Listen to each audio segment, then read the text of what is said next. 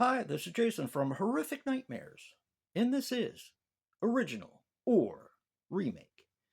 Now, you may remember this from the Thehorrorman and myself doing this on our streams. Well, we decided to bring it to you as a segment.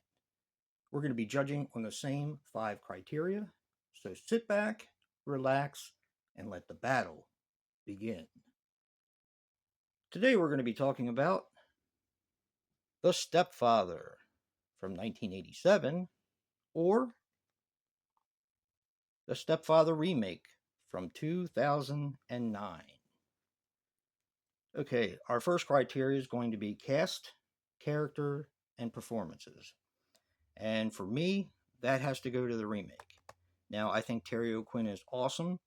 He is the true stepfather to me. And Jill Sholin, I had a crush on when I was younger, and I like her character in it as well. However, I think Dylan Walsh, who plays the stepfather in this one, was a great casting choice. And I was pretty much fresh off of Nip Tuck when I started watching the Stepfather remake. And I just thought he was a great choice as a cast member for this film. You also have Penn Badgley, Steele Ward, and Amber Heard before she, of course, became what she became. Um, so this definitely goes to the remake. Question two, or I'm sorry, criteria two, is the setting, atmosphere, and soundtrack. This one is going to go to the original. Now, I like the middle class suburban setting of the original, and a big thing for me, and atmosphere setting, I mean, for me, the fact that they didn't have cell phones back then is a blast from the past and what I like to see in 80s films. Now, of course, that doesn't have to do with the setting or the atmosphere, but it kind of does. And you know, I like the basement part in the remake a little bit more, but I just like the overall look of the houses in the original. So the original takes that one. Okay, our third criteria is storyline and plot twist reveal. Of course, these are very close in storyline.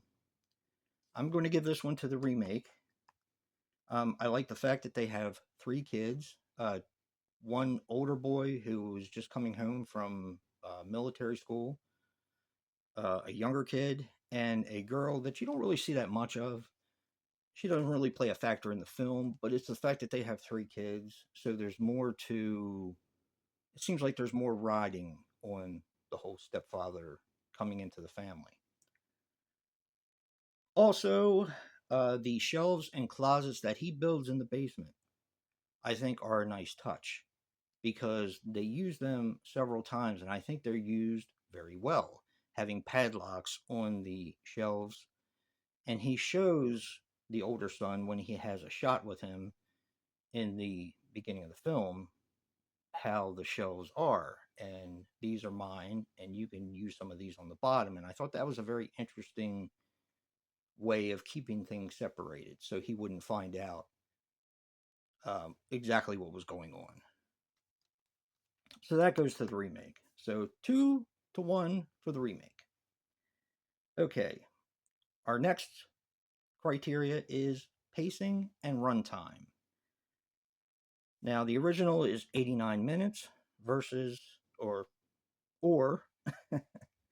the remake, which is 101 minutes. Now both of these movies are paced very well.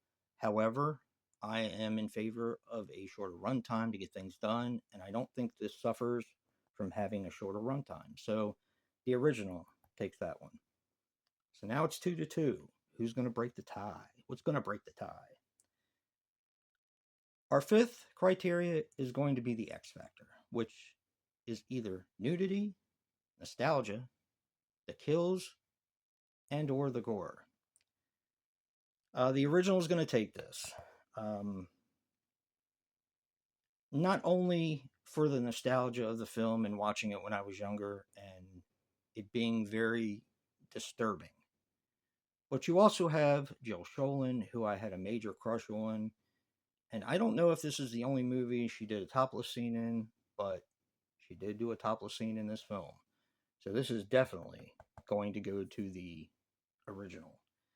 The kills and the gore, there might be a little bit more gore in the remake, but the kills are basically the same and they're brutal, and I think it goes along well with each film.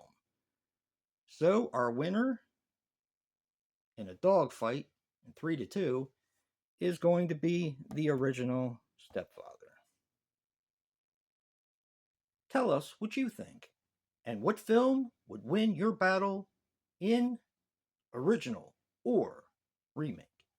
Also, don't forget to check out Joe the Horror Man's video for original or remake. Remember, guys, physical media matters. And until next time, peace.